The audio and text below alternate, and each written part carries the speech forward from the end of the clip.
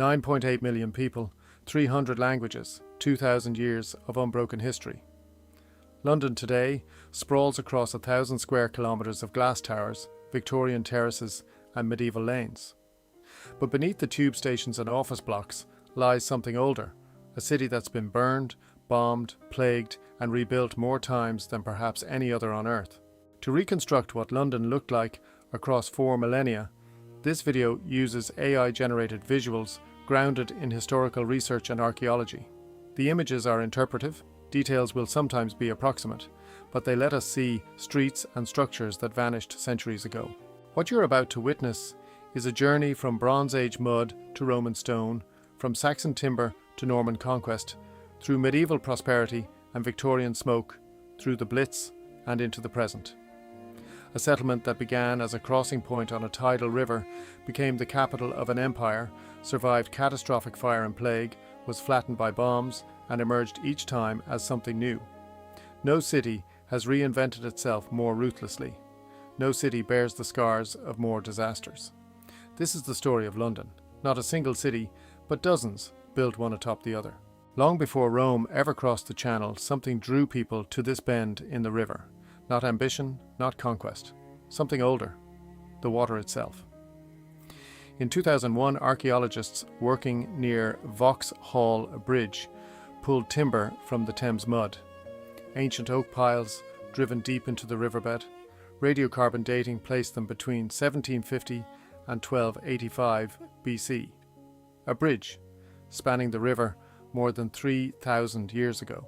This wasn't Roman engineering. This was Bronze Age Britain, building across one of Europe's widest tidal rivers. The structure tells us something essential. Whoever built this bridge commanded labour, resources and knowledge. They understood the Thames, its tides, its moods, its capacity to give and take away. They built not for a season, but for generations. Further downstream, near where the river Eafru once flowed into the Thames, archaeologists found something even older.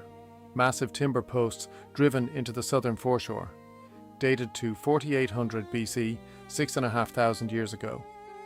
The purpose remains unclear. A platform, a crossing, a ceremonial structure. The wood remembers only weight and water. What these discoveries reveal is simple and profound. This place was never empty, never wilderness waiting for Rome to civilize it. Communities lived here, built here, crossed here, long before Latin was spoken on these banks. The Thames made London possible, wide enough to carry ocean-going vessels, narrow enough just here to bridge, deep enough to shelter ships, shallow enough at low tide to ford on foot, fresh water meeting salt, gravel banks rising just above flood level. A natural threshold between the island's interior and the continental trade routes beyond. By the time Rome arrived in AD 43, this wasn't virgin territory. Scattered Iron Age settlements dotted the banks. Traders knew the crossing. Routes converged here. Not a city, not yet, but a place already marked by use, by memory, by the steady accumulation of human presence. 4 years after invasion, around AD 47, Roman engineers surveyed the site properly. They saw what the Bronze Age bridge builders had seen, what the Neolithic timber workers had understood millennia before. Geography. The first bridging point upriver from the estuary, the lowest practical crossing before the Thames widened into unbridgeable marsh and tidal flats. So they built. Not on empty ground, on layers, on the choices of people whose names we'll never know, whose language left no written trace, but whose wooden piles still rest in the Thames mud, holding their position against the tide. When Rome planted its standard here, it was planting it in soil already worked, on a crossing already proven, beside water already bridged, already named, already known. 4 years after the legions crossed the Channel, they built a supply depot on the north bank. Not a city, not yet. Just timber wharves, warehouses, a road junction where the bridge met the coastal route. A place to move grain and iron inland. The river made it inevitable. This was the first point upstream where the Thames narrowed enough to bridge, yet stayed deep enough for seagoing vessels. Geography, not glory, chose the site. By year 10, merchants had followed the soldiers. Timber forums rose beside the waterfront, workshops, taverns, the kind of rough frontier town that springs up wherever Rome plants a garrison. Then, in 61, it burned. The Iceni queen Boudica led her warriors south after the legions sacked her lands and flogged her daughters. They found Londinium undefended. No walls, no garrison. The governor had marched his forces north. What the Iceni left behind was ash. A charred layer archaeologists still find beneath the modern city, thick as a hand, dark as char. Rome rebuilt. Not timber this time. Stone. Proper stone. Within a generation, Londinium had superseded Colchester as the provincial capital. By the 2nd century, 60,000 people lived within its bounds, the largest city north of the Alps outside Rome itself. They raised a basilica longer than any building that would stand here for 1,000 years after, a forum that could hold 10,000, public baths fed by aqueducts, a bridge with stone piers that would bear traffic for 4 centuries, and walls, 3 meters thick, 6 meters high, enclosing a square mile of streets laid in the grid pattern Rome stamped across 3 continents. The city worked because the empire worked.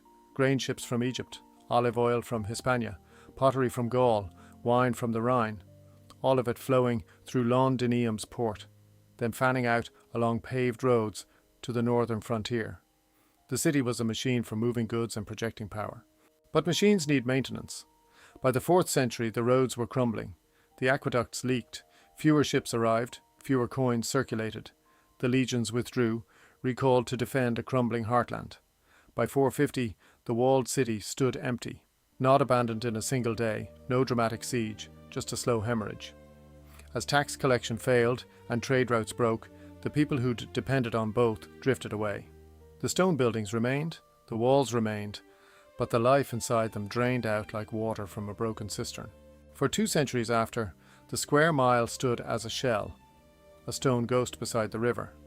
The bridge collapsed, weeds split the forum paving, rain pooled in the basilica's roofless nave. Rome had built it to last. It just hadn't planned on leaving. When the legions withdrew, they left silence. The forum emptied. The basilica's roof timbers rotted and fell. The amphitheatre filled with weeds. For a generation, perhaps 2, the stone city stood as monument to an empire that no longer answered letters. But the river remained, and people remember rivers. By 500, a new settlement had taken shape, not within the crumbling walls, west of them. A scatter of timber halls and thatched workshops spreading along the strand where the bank rose gently from the water. No one called it Londinium anymore. The new name reflected simpler needs, Lund and Wick, the London trading place. At first it must have seemed modest, a few merchant families, fishermen, potters working local clay. But rivers connect, and trade has memory. By 680, foreign goods moved through London Wick's wharves again. Rhineland pottery, Frankish glass, wine from the continent. The port functioned. Ships found their way back. Yet something had changed. No workshops produced goods on the scale Rome had demanded. No kilns fired thousands of amphorae. No factories stamped legion standards onto roof tiles. Lund and Wick traded what others made. It bought and sold. It did not forge or weave or smelt on any industrial scale the archaeology can detect. The old Roman walls stood empty half a mile east, too vast for the population that had returned, too costly to maintain for a society that built in timber. Then the Northmen came, 825, long ships in the estuary, not traders, raiders. They struck fast, burned what resisted, took what they wanted. Lund and Wick had no walls. Its houses stood open to the river that fed it. The raids came again and again. Each time the settlement recovered a little less. Families moved inland. Merchants sought safer ports. By the middle of the century, Lund and Wick had begun its long collapse. The invaders called it something else now, Lunden. They imposed their law across the east and north. Dane law, a kingdom within a kingdom, ruled by oaths and axes. Then Alfred moved, 886. The Anglo-Saxon Chronicle is precise. He refounded London. Not the western settlement, exposed and indefensible. The old Roman city, the one with walls. Stone that had stood for 7 centuries suddenly mattered again. Alfred's men cleared the gates, rebuilt the defences, laid out new streets within the ancient grid. Londinium was abandoned. The city returned to its Roman bones. For decades, growth came slowly. Then around 950, something shifted. Population surged. By the 11th century, London was unquestionably England's largest town. Edward the Confessor raised Westminster Abbey in grand Romanesque stone, one of Europe's finest churches. Winchester remained the royal capital, but London had become the kingdom's trading heart and its strongest fortress. The Vikings had tested it, Alfred had saved it, and the old Roman walls, built to last, had waited patiently for their second life. If you're drawn to these stories of cities lost and rebuilt, consider becoming a channel member. Your support lets me keep reconstructing the past, stone by stone. Now the Normans are coming. On Christmas Day, 1066, inside the newly completed Westminster Abbey, William, Duke of Normandy, became King of England. The stone walls still smelled of fresh mortar. Outside, Norman soldiers patrolled streets where Saxon Londoners watched in silence. The coronation marked more than a change of ruler. It announced a new order, built in stone, designed to last. William understood cities. He knew that London, with its wealth and its walls, could make or break a conqueror. So he gave the city a choice wrapped in a threat. Keep your laws, your markets, your corporation, prosper under Norman rule, but never forget who holds power now. To make certain they remembered, he built a fortress. The Tower of London rose on the eastern edge of the old Roman walls. Not a palace, a statement. White stone shipped across the channel, walls 4 meters thick, a keep that towered over every structure in the city. From its battlements, Norman archers could command the river, the bridge, the approaches from the east. Londoners called it the White Tower. They understood what it meant. Obey or burn. William's son pushed further. In 1097, William II began Westminster Hall, the largest royal hall north of the Alps. Massive timber beams, stone walls that echoed with the machinery of government.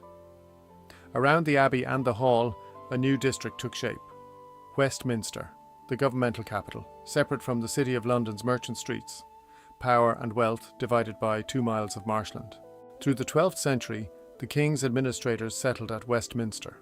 The exchequer, the law courts, the growing apparatus of centralised rule. But the royal treasury stayed in the tower, behind those thick walls, guarded by men who answered only to the crown. The message remained clear. We trust your commerce. We don't trust you. And yet London grew. Population doubled from 18,000 in 1100 to perhaps 40,000 by 1200, another 60,000 by 1300. Wool from the north passed through London's docks toward Flemish looms. Wine from Gascony filled cellars in Cheapside. German merchants established their steelyard. Italian bankers opened counting houses. The city's wealth grew faster than Norman stone could contain it.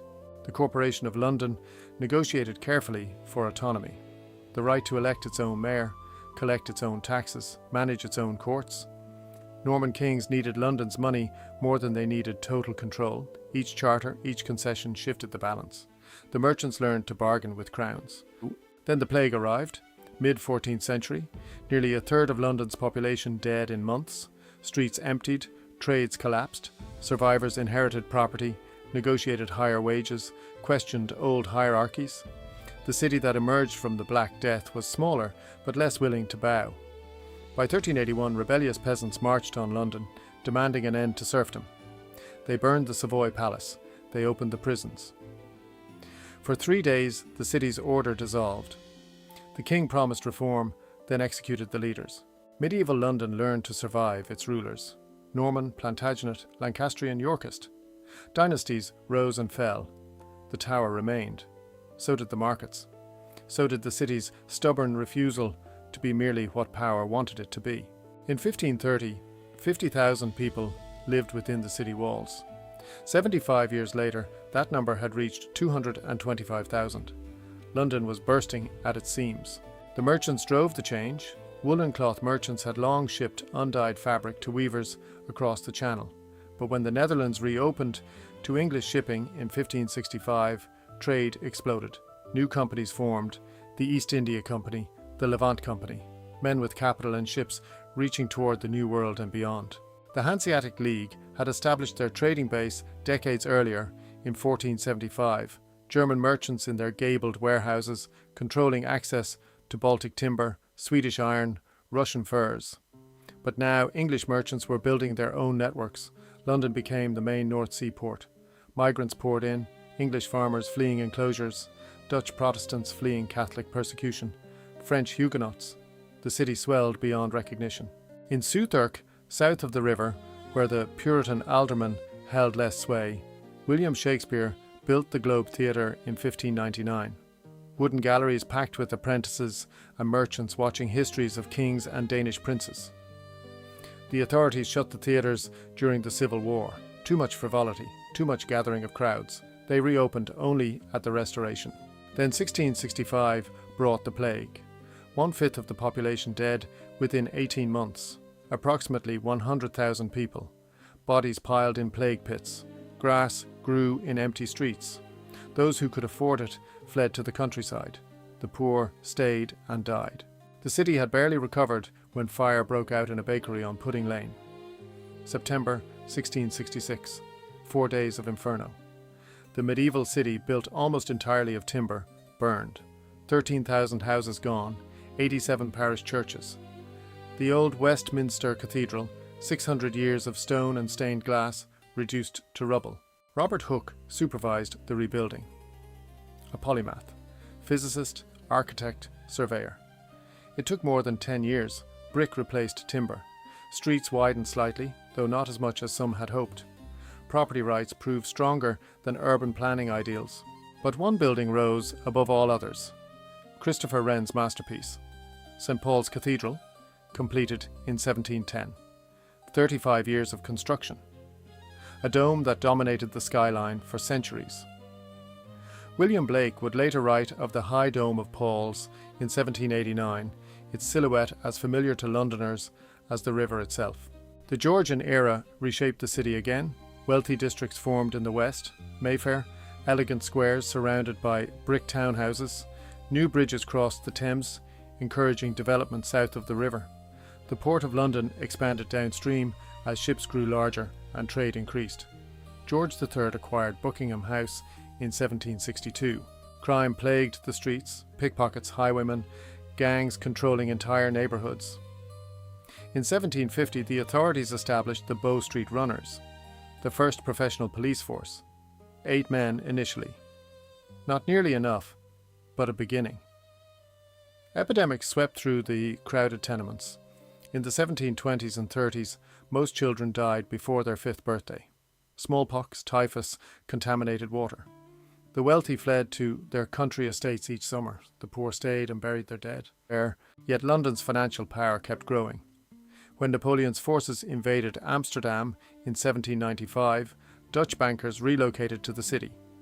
The first London International Financial Issue was arranged in 1817. After the Corn Laws fell in 1846, London overtook Amsterdam entirely as the world's leading financial centre. By Queen Victoria's coronation in 1837, London was transforming into something unprecedented. Not just England's capital, not just a trading port, a global metropolis, the engine of empire, and the population had barely begun to grow. By 1831, London had become something unprecedented. The world's largest city, not Rome at its height, not Constantinople, not Beijing, London. The numbers tell one story: 6.5 million people by 1900. Population density reached 132 per acre in the tightest districts. Entire families sharing single rooms, courts and alleys where sunlight never reached the ground. The Industrial Revolution had turned the city into a machine that consumed people and produced wealth. Factories lined the Thamesie. Railways cut through ancient neighbourhoods. The smoke from a million coal fires merged into a permanent yellow fog that stained everything it touched. But the streets couldn't cope. By mid-century, traffic had become paralytic. Carriages, carts, omnibuses, pedestrians, all locked together in gridlock that could last hours. The solution came from below. In 1863, the world's first underground railway opened. Steam trains running through tunnels beneath the city. Within a year, 11 million passengers. Other cities studied it. None could replicate it for decades. The density brought disease. Cholera swept through the overcrowded districts twice. 14,000 dead in 1848, 6,000 in 1866. The water pumps were contaminated. The TMZ had become an open sewer. The Metropolitan Board of Works responded with engineering on a Roman scale. A new sewage system running beneath the entire city, miles of brick tunnels diverting waste downstream to the estuary. By the 1890s, they'd added biological treatment. The cholera stopped. Then came the bombs. The First World War brought German airships over London. The city that had stood untouched for 8 centuries, suddenly vulnerable from above. But that was merely preparation. The Blitz lasted 8 months, September 1940 to May 1941. Night after night, German bombers crossing the Channel. 30,000 Londoners killed, entire districts reduced to rubble. The docks burned, the East End shattered. St. Paul's Cathedral survived, somehow surrounded by flame.